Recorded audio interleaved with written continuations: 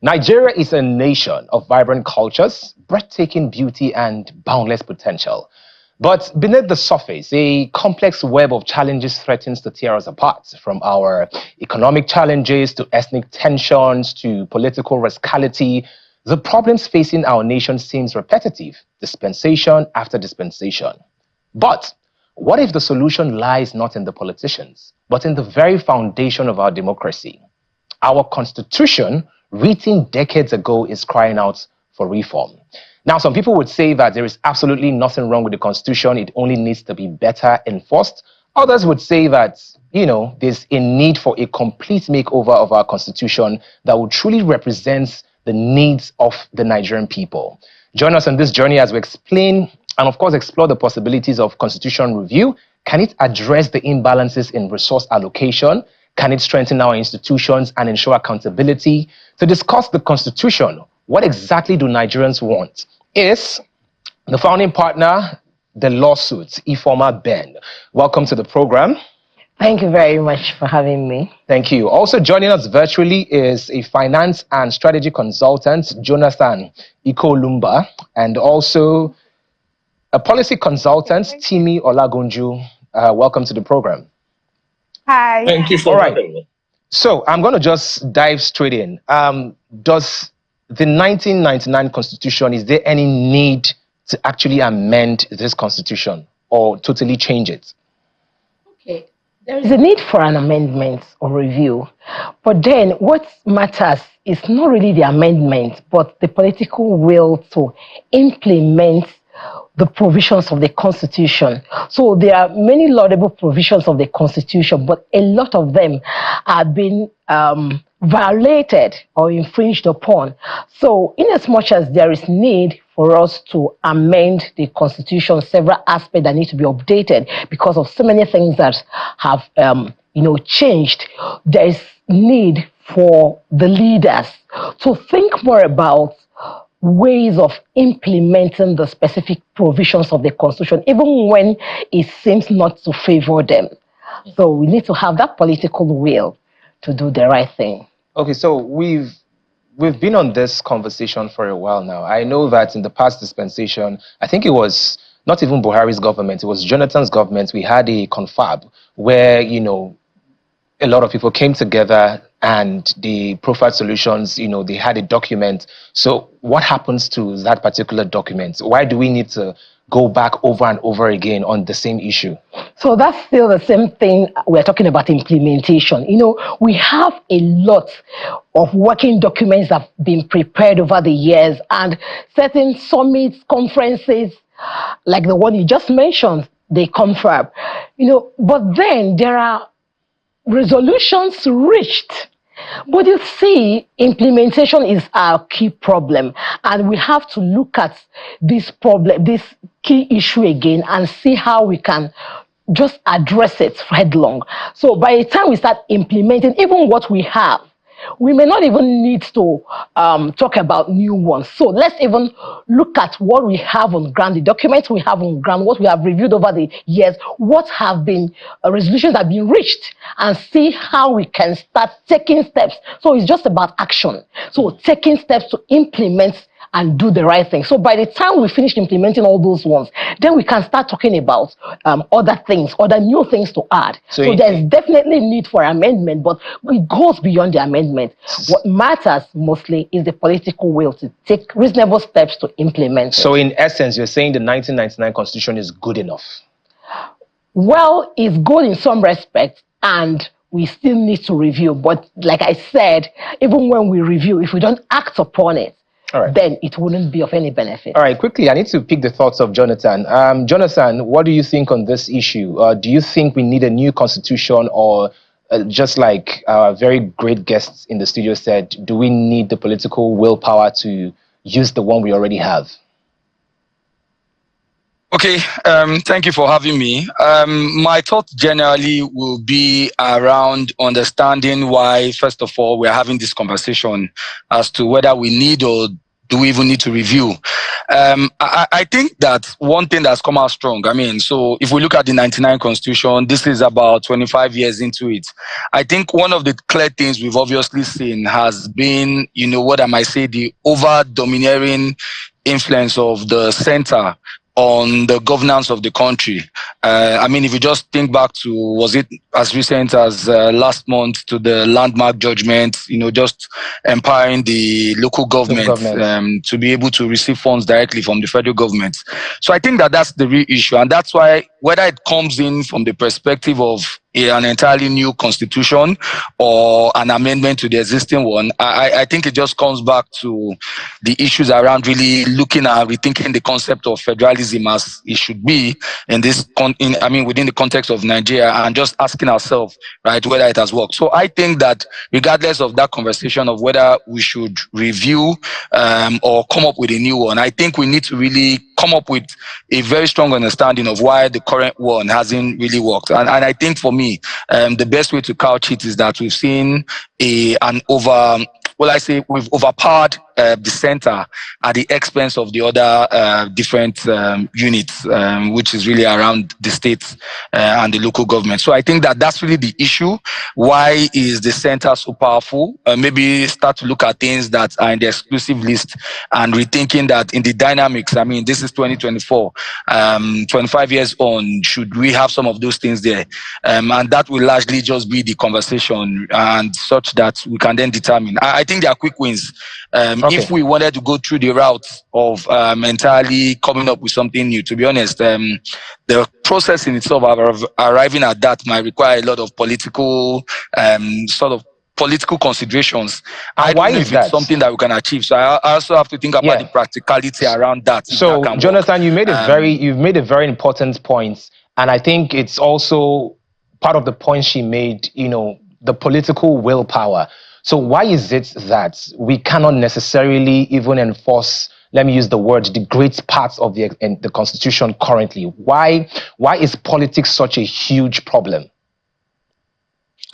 So I think the real thing is, I think politics has trumped a lot of things. And I think that I start from the design of the current one we are using. I think there was a lacuna in itself with the current constitution that we are using. And one could argue whether it was deliberately done, right? It was fostered on us. That's also another point to make. I mean, this came from the military government to us. So it was that really inclusive in terms of the design around that constitution? And we've seen that politics has trumped a lot of actions when we even speak about even the idea of an amendment to the constitution or even a review of the constitution. I think a broader conversation would be, how can we make politics not too attractive? Because I think that is really what is going in the way of this constitutional amendment or constitutional review. So is there a way we can sort of, maybe as citizens, I mean, it's good we have this kind of conversations like we're having today, but how can we make politics not too attractive such that it doesn't come in the way of any of this discussion? I think that's also something to really put forward. All right. Timmy, just speaking up from where Jonathan stopped, how can we make politics less attractive? Now, Section 70 of the 1999 Constitution stipulates that a member of the Senate or House of Representatives shall receive such salary or other allowances as revenue, mobilization, allocation, and physical commission may determine. Now, a hot topic has been the fact that the senators are receiving as high as 29 million. I just recently finished watching an interview that was actually granted by a past senator. He said that he was earning 14 million and that the current senators are earning 29 million. So is it that this RAMFAC, the body that is supposed to be in charge, is not doing their job, or the senators have found a way to just sort of use the opportunity and enrich themselves? Absolutely important point is being raised here. Only the senators actually know what their actual state of salary is at the moment. And the key question is that a democracy? In view of the Freedom of Information Act, there have been certain requests by the media and civil society for an actual tabulation of what the actual receipts of members of the National Assembly is, but it seems like it has been constituted in a way that it seems like a cult-like covering, such that it is until when a member of the National Assembly does not return to the House that they begin to state, what the other one is receiving, which should not be the case. So and then it boils down to a fundamental problem. If the foundation be destroyed, like I like to say, what can the makeup artists do than put powder, right? And so when you look at the key question here, the key question is a foundational problem, and which is the question of whether the federal government has become too lucrative, such that, and when I say the federal government, I mean both the executive and the parliamentarians. As you remember, some of the parliamentarians have accused ministers also, which are members of the executive, of collecting jumbo pay, and that people should look towards the ministers and not to the National Assembly. So it's been a pinpointing game, which means that fundamentally our federal government structure is faulty, which brings us gladly to the Constitution. Look, we need a constitutional framework that allows for fiscal federalism in terms of control at the federal level and in terms of financial, resources at the federal level, where states are allowed to have more control over their resources and contribute a portion to the federal government. Those are the kind of things we need to look at, where states are allowed to collect VAT revenue, and also company income tax, particularly for small and medium companies, so that it would incentivize states to support this kind of establishments and then pay the federal government a portion. So these are fundamental issues that needs to be resolved at that level, where parliamentarians are not full-time parliamentarians. Oh. You understand? Yeah. Because of necessity is the mother of invention, right? The necessity of the Nigerian state cannot afford all the luxurious lifestyle, whether it is 19 million, 20 million, those are not small money to receive in a month. How many Nigerians receive close to 500,000 in a month? Yes, but again, we've been having these conversations since the democratic dispensation in this country. And the people that have the ability to actually enforce, or even for example, the senators are supposed to checkmate the executives, right? The judiciary is supposed to mediate. But you can see that all these three arms of government seems to be in the same bed. So how are we now supposed to make sure that we move from complaining? So who are the people that are supposed to help us make sure that our resources as a nation is being managed? How do we do it? Our hands seems to be tied. You see, that's the challenge, and that also brings us to a core issue. You see, which is the fact that the judiciary should be the hope of the common man, you and I. But when the judiciary seems to be seen or viewed or perceived to be politically interfered with, it becomes a challenge. And so the failure of the judiciary, right, to provide some level of checkmate as an arm of government will leave it to the arm of government called the people. Look, senators, members of House of Reps, state members of House of Assembly, ministers and the likes. This is a warning. They need to step up the game. Look at the previous protests that we've had. I've had the cost to study the evolution of protests globally. Look at the Bangladesh protests, right? It didn't just start. It has started many years ago. It started like 1,000 people plus. Before you know it, a year later, the protest was quelled, came back again. 6 months later, it was came back again. And then it started building momentum over time. Look, Nigeria might be sitting on a keg of gunpowder Usman Danfodio said, conscience is an open wound. Only truth can heal. Okay. If you look at the trajectory of protest as it goes, you might be the members of the National Assembly and the arms of government might sufficiently push the Nigerian people to take laws into their hands. Before that happens, we barely have 4 minutes, so I just really need to also, hear the thoughts of other guests. Ifeoma, you are a lawyer, not just any lawyer. You are a founding partner, the lawsuits. How would you assess the judiciary? Because that is an area that you understand. How would you assess the judiciary in this country?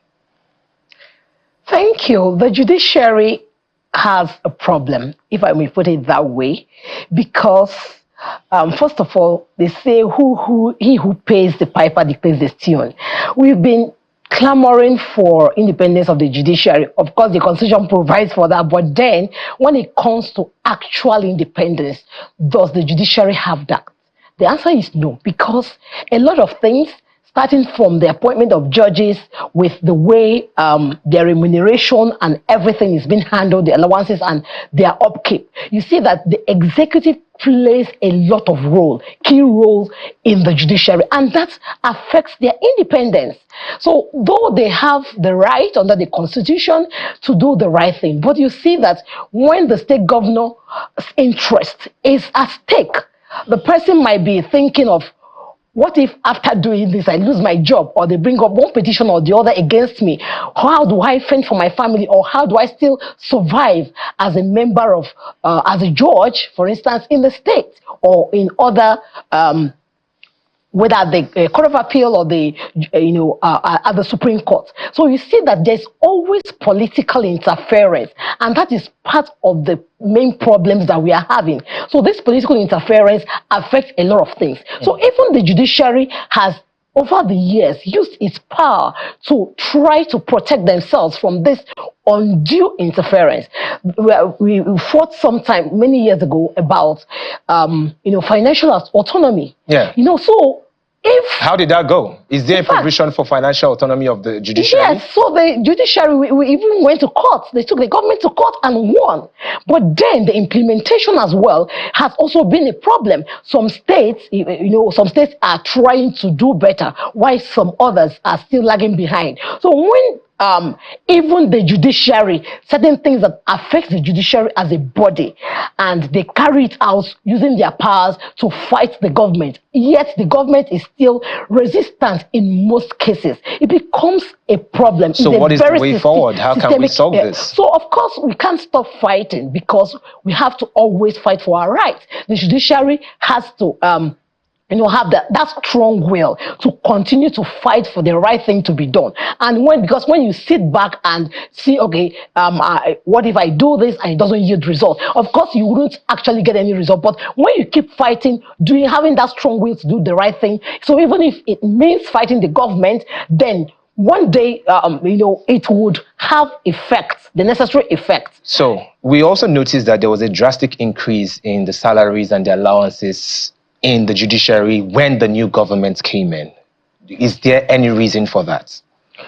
Of course, it's the government that will answer for that. But then, the judges also are doing a lot of work. The judges are doing a lot of work, and their welfare should also not be undermined. Of course, if a judge whose full-time job, a judge is not allowed to practice as a lawyer, so all his earnings, all his business is from what he or she does. Of course, we say there's no lady at the bar, so we use he, but of course we still know that we are women.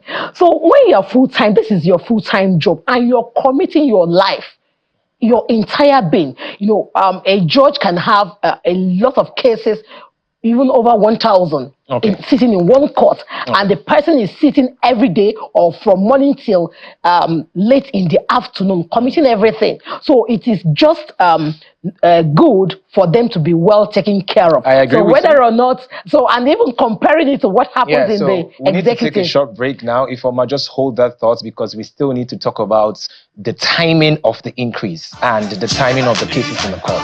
Robin Mind continues after this break.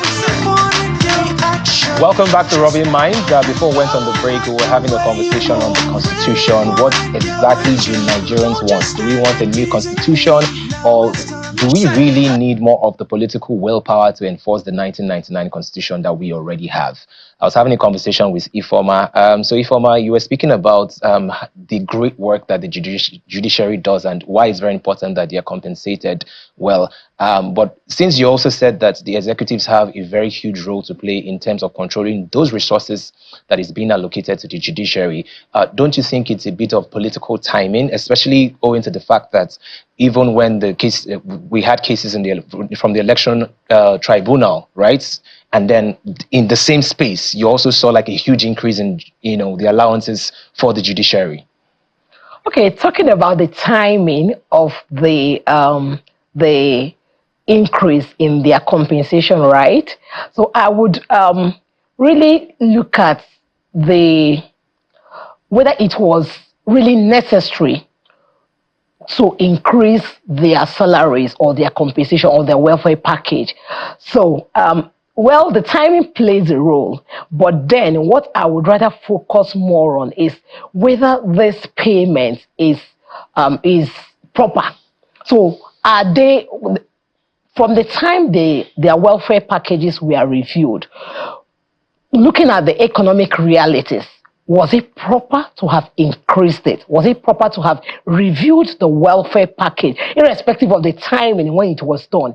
So, after answering that question, we now look at the timing. So, if looking at it critically and looking at the volume of work they do, and also considering the fact that they put in their entire life, their career, so they cannot do any other legal work while sitting as a judge, so they must earn their living from there. So looking at the entirety of what they do and the time and effort they commit, and also the stress and everything involved, I think it would be appropriate to say that they should be well taken care of. Right. Because if they are not well taken care of, then they might be tempted to do other things that might jeopardize their position. Okay. So it might not have been proper, the timing to when that was done, but then I would rather look at the propriety or otherwise of the action. All right, Jonathan, you're a finance and strategy consultant.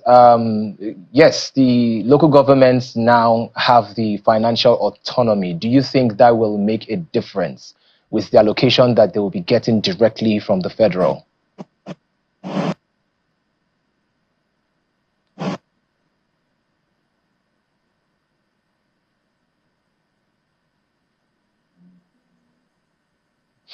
Okay, so I said, now that local governments have financial autonomy, what difference would it make to the Nigerian people? Jonathan, now that the local governments have financial autonomy, what difference would it make to the Nigerian people?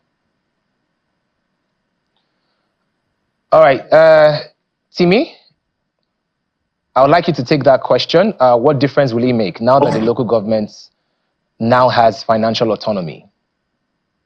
In the sense of the extent of that financial autonomy, only legal framework like the constitutional, review that will count. But what matters is that with this court framework now, it is not enough that the local governments have financial autonomy. Local governments also must be made and mandated to be accountable to the people. In practical sense, something like once every 2 months, local government should be mandated to converse with the people, both physically and virtually, right, about their fears and the fiscal financial situation in the local government. That is also very important because it is not just enough that they have financial autonomy. And also, in terms of local government taxes, it's important that local government taxes, now that they have some measure of autonomy, that local government taxes are streamlined based on developmental needs. You see all this approach where some touts act as local government officials and collect illegal taxes from common Nigerians need to stop. there is a need for local governments to ensure that it is not just financial autonomy as well, there's also political autonomy. That is why there is a need for a review of the Constitution. Because financial autonomy without political autonomy is like a stool without a leg. Interesting. If I may very quickly, I want to talk about how the Constitution protects us as a people. What do you think? How efficient do you think this current Constitution is in protecting the people that I would like, the demography I would like to call the minorities? For example, women in politics. Some states have zero female representation, and we've seen a downward participation of women in government. In fact, this current dispensation, women are occupying only 3% of the seats in the Senate and about 4% in the House of Representatives. Do you think we have areas in the Constitution that protects the demographies that we would like to call like the minority? Okay, when it comes to minority protection, for the demographies that you are talking about now, that's where areas that would really need to work on the Constitution, because we need to strengthen the Constitution in that regard to make it strong in such a way that it becomes mandatory to encourage women, the young people, to participate in politics, because you cannot shave somebody's head in his absence. So you can't be talking about women issues and only men are discussing it, because they wouldn't understand the real issue for the women and the youth. So it is very important when we are now talking about the constitutional review. These are areas that we need to look at. Probably we could consider quota system or something that would say we need a certain percentage of women. So even if it is, of course, we are calling for equal representation. So there should be men there, women there, and other young people also, because there are certain things that pertain to these people that only them alone can understand and can also fight and protect. So if the people there don't understand the peculiarities of this demographics, they wouldn't actually do certain things or carry out or enforce policies that would be in the interest of this minority group. So it's very important, and it's a lot of people, civil society organizations, and even women groups have called for equal representation, at the in politics. Yeah. So possibly we could look at incentive or do certain things even at the political party levels to say, for women who are coming up to vie for positions, maybe you get the form free. So I learned that some people or some political parties have actually started doing that, or do certain things that would really say, okay, we have a certain percentage, and since it is a constitutional provision, then political parties will want to comply. Okay. With that, by encouraging people, calling on women or the young people to come and pick forms so that they would comply with the Constitution. So when we have such enshrined in the Constitution, it makes it much more Thank you very easier. much. Thank you very much, Ifeoma. Thank you. Big thanks to Jonathan and also Timmy for joining us on the program.